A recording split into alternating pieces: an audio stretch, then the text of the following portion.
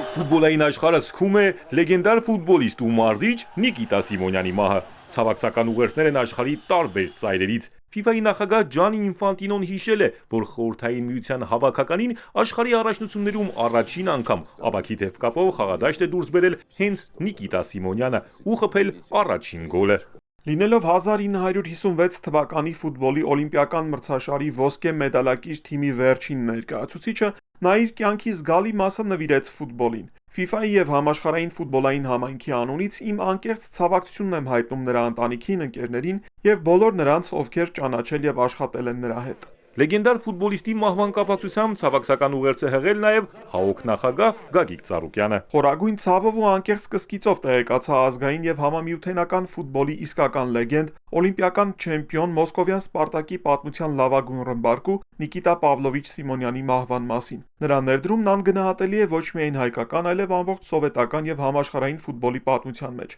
Նիկիտա Պավլովիչն իսկական հայ էր, ով համաշխարհային սպորտում նշանակալի ձեռքբերումների հասնելով մշտապես ամբողջ աշխարհում բարձր է պահել հայի անունն ու հայի հպարտությունը։ Նրա անունը սերունդների հիշողության մեջ մնալու է որպես նվիրվածության, վարպետության եւ բարձր մարդկային որակների վառ խորհրդանիշ։ Հայաստանի ազգային օլիմպիական կոմիտեի եւ անձամբ իմ անունից խորին եւ անկեղծ ցավակցություն եմ հայտնում նրա ընտանիքին, հարազատներին, գործընկերներին եւ բոլոր նրանց, ովքեր սիրել, գնահատել ու հարգել են մեծ վաստակ ունեցող Նիկիտա Սիմոնյանին։ Թող նրա պայծառ հիշատակը հավերժ ապրի եւ մխիթարություն պարգեւի բոլոր նրանց, ում համար նա եղել է օրինակ եւ ոգեշնչման աղբյուր։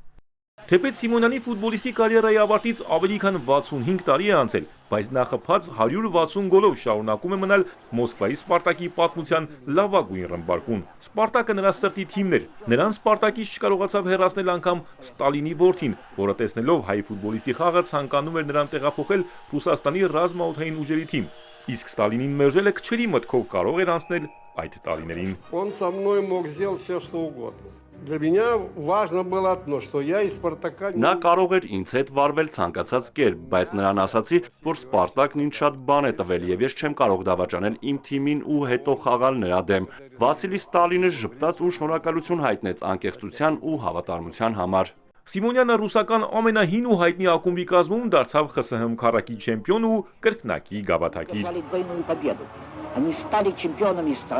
И завоевали Кубок Советского Союза по футболу. Այնուհետև եկավ որպես մարզիչ Արարատի հետ հաղթելու ժամանակը։ Խիստ պահանջկոտ ու հեղինակություն համարվող Սիմոնյանը Երևանյան թիմին բարձրացրեց հայկական ֆուտբոլի պատմության ամենաբարձր կետին՝ ԽՍՀՄ չեմպիոնություն ու գավաթ։ Чемпионата СССР и Кубок Советского Союза. Մարշական աշխատանքն ավարտելուց հետո նա մնաց ֆուտբոլում ու դարձավ Ռուսաստանի ֆուտբոլի միության փոխնախագահ։ Նաև նրա մեծ ջանքերի շնորհիվ 2018 թվականին աշխարհի առաջնությունն անցկացվեց Ռուսաստանում։ Հենց այդ ժամանակ էլ նա պարգևատրվեց Ռուսաստանի մարզական բարձրագույն պարգևներից մեկով՝ ֆիզիկական կուլտուրայի եւ սպորտի վաստակավոր աշխատողի մեդալով։